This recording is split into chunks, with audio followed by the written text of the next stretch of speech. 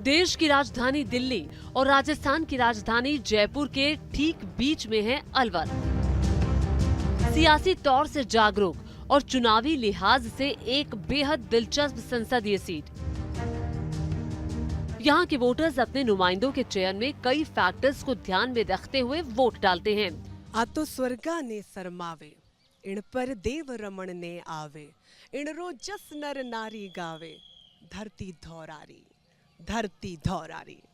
नमस्कार, आपके साथ मैं हूँ रंजना सिंह राठौर। इसी धौरा की धरती पर हम आ पहुंचे अपने चुनावी सफर को लेकर। राजस्थान के अलवर जिले में हम मौजूद हैं, जो न सिर्फ अपने कलाकंद के स्वाद के लिए मशहूर है, बल्कि यहाँ का जो ऐतिहासिक महत्वता है उसके लिए भी ये खासा प्रसिद्ध है। उस पर भी विस्तार से बात होगी, लेकिन चुनावी मौसम है और ऐसे में अलवर की खास तौर पर बात की जाए तो राजनीतिक समीकरणों से ज्यादा यहाँ पर जातिगत समीकरणों का जो दबदबा है वो सबसे ज्यादा रहता है। और शायद यही वजह है कि दोनों बड़ी पार्टियों ने अपने दोनों बड़े नेता एक ही समाज से उतारे हैं, वो है यादव समाज से। भारतीय जनता पार्टी ने कद्दावर नेता भूपेंद्र यादव को यहाँ से प्रत्याशी बनाया है, तो वही मुंडावर से विधायक ललित यादव कांग्रेस के प्रत्याशी होंगे। हालांकि नतीजे क्या होंगे वो तो भविष्य के गर्भ में है, लेकिन फिलहाल हम निकल पड़े हैं अलवर वासियों का मन टटोलने। इस बार अलवर संसदीय सीट से सियासी दिग्गज और केंद्रीय श्रम एवं पर्यावरण मंत्री भूपेंद्र यादव चुनावी मैदान में हैं। उनके सामने कांग्रेस ने विधायक ललित यादव को मौका दिया है, लेकिन भूपेंद्र के रण में उतरने से अलवर देश की हाई प्रोफाइल संसदीय सीट बन गई है। जाहिर है, जब नजरें अलवर पर टिक गई हैं, तो हमने भी अपने सुपर एक्सक्लूसिव इलेक्शन शो 24 का अखाड़ा में यहाँ के मतदाताओं के मूड को समझने की कोशिश की और इसकी शुरुआत महिला मतदाताओं से की। आधी आबादी यानी महिलाएं, जिसकी बात के बगैर कोई भी बात अधूरी है, उन्हीं से बातचीत करने के लिए न्यूज नेशन की टीम मोती नगर वहां पहुंची है। कई महिलाएं मेरे साथ मौजूद हैं और उनसे बातचीत करेंगे और जानेंगे कि इस बार चुनाव में उनके मुद्दे क्या हैं, किसकी सरकार बनते देखना चाहिए। हम बीजेपी की सरकार बनेंगे। क्यों? बीजेपी ने कई काम करे हैं और महिलाओं के लिए आरक्षण भी दे दिया है और आगे कई काम ऐसे कर दिए हैं कि महिलाओं के प्रति सोचती है बीजेपी। आपकी राय क्या है? मेरी ये है कि बीजेपी को ही आगे बढ़ाना चाहिए। माननीय प्रधानमंत्री जी ने बीजेपी के लिए महिलाओं के, खासतौर से महिलाओं के लिए नारी शक्ति वंदन का अधिनियम लाए हैं और उज्ज्वला गैस हो गई। कई ऐसे जो बेटी बचाओ बेटी पढ़ाओ, खाद्य सुरक्षा योजनाएं, ऐसी कई महिलाओं की योजना, उज्ज्वला गैस योजना, ऐसी कई महिलाओं की योजनाएं जो मोदी जी लेके आए हैं। इससे नारी शक्ति उनका सम्मान करती है और उससे खुश है और फिर एक बार मोदी सरकार को बनना देखना चाहती है। वोट डालती हैं? वोट डाल किसकी सरकार बनाना चाहती हैं? अपन तो ज्यादा दिन से देने लगे, जब से बीजेपी को देनी, चाहे हारो या जीतो बीजेपी को ही देता है यार, बीजेपी को ही देंगे। क्यों? क्योंकि वो सब कुछ अच्छा काम करती है। जैसे कोई भी काम करेगी, सबा को फ्री राशन मिल रहा है और अपना सारा काम, औरत निकल रही है तो आराम से कुछ ही निकल रही है। आप बताइए, इधर आइए, आपका नाम क्या है? राधा कौशिक। वोट डालेंगे आप? जी बिल्कुल। किसकी सरकार? मोदी सरकार। क्यों? पसंद है, बीजेपी को पसंद करते हैं, अच्छा काम करती है, अच्छी सरकार है। हालांकि समीकरण के लिहाज से देखें तो अलवर संसदीय सीट में एससी, यादव और ब्राह्मण वोटर गेम चेंजर साबित होते आए हैं।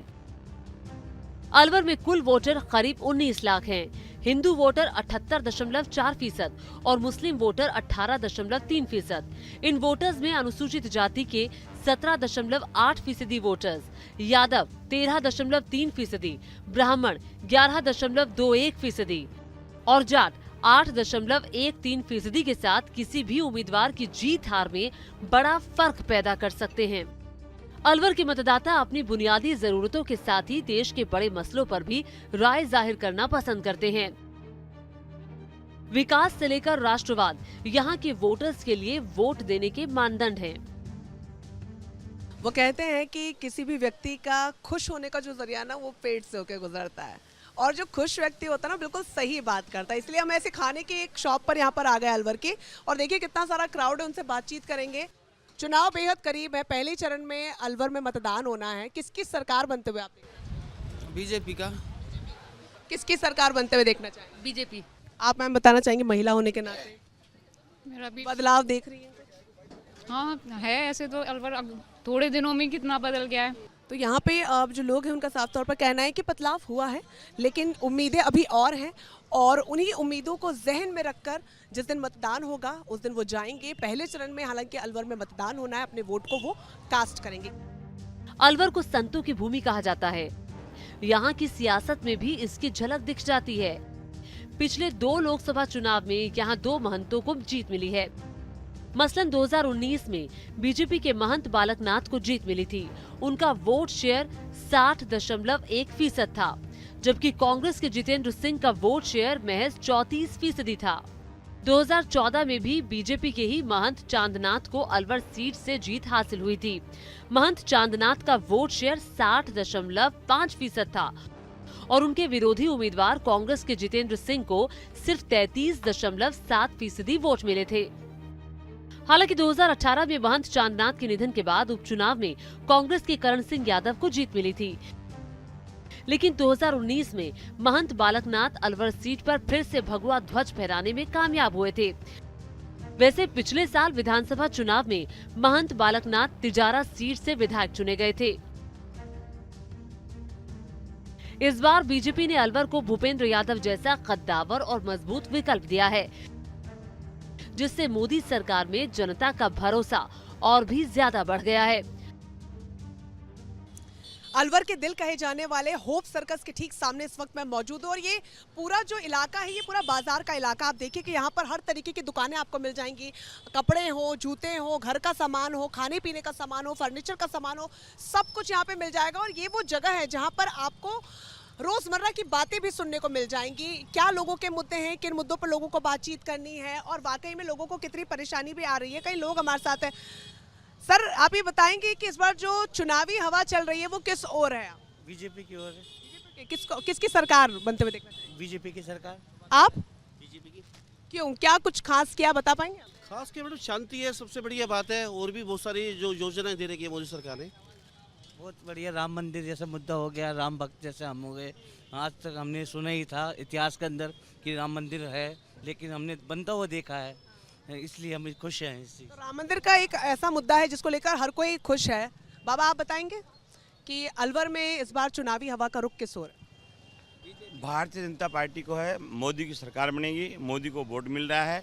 मोदी ने जो देश का काम किया है वो अभूतपूर्व काम किया है। देश का सम्मान बढ़ाया है, देश का जो है विदेशों में सब तरह का सम्मान बढ़ाया है।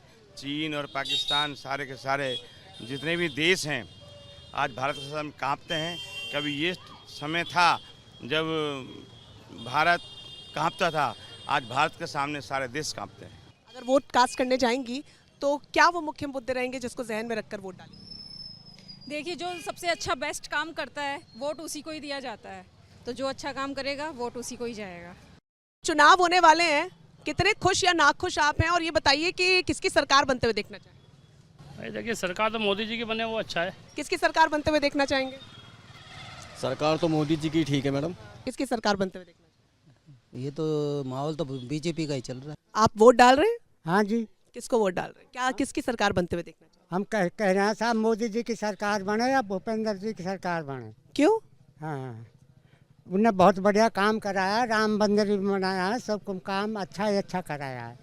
हाँ, मोदी सरकार ने, मोदी जी की सरकार बननी चाहिए सर। भूपेंद्र यादव राजस्थान से आने वाले बीजेपी के बड़े नेताओं में हैं।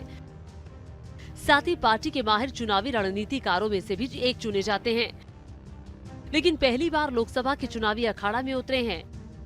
बावजूद इसके अलवर के मतदाताओं से उनका सीधा जुड़ाव साफ साफ नजर आ रहा है। ऐसे में अपने सियासी अनुभव और अलवर की जनता का प्रधानमंत्री नरेंद्र मोदी की गारंटी में यकीन उन्हें जीत का प्रबल दावेदार बना रहा है।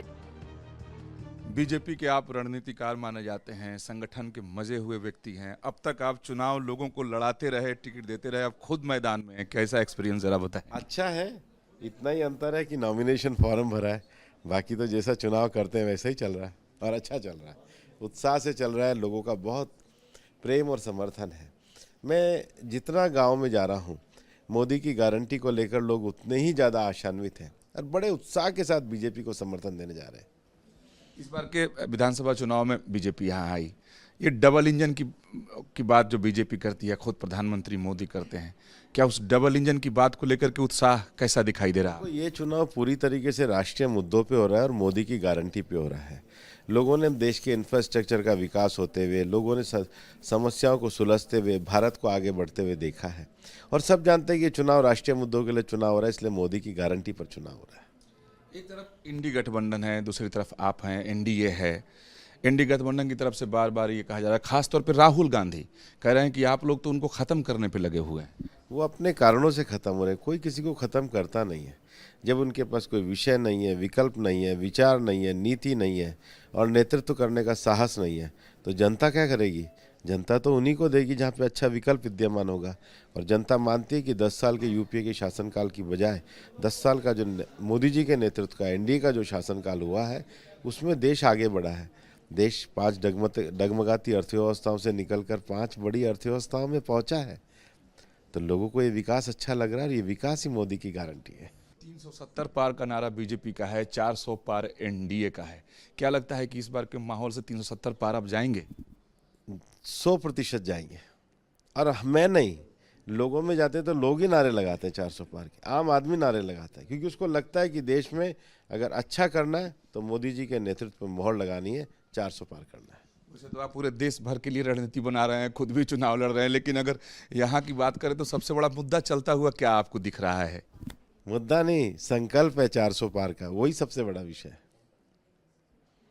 अब की बार 400 पार। बार बार विपक्ष की तरफ से जो प्रधानमंत्री मोदी पर जो टिप्पणियां हो रही हैं, आपके अलग अलग प्रत्याशियों पे जो हो रही, अपनी ओछी राजनीति पर उतर आया है और विपक्ष की ये निराशा है जो हम देख रहे हैं। अलवर से रंजना सिंह राठौर के साथ टीम न्यूज़ नेशन।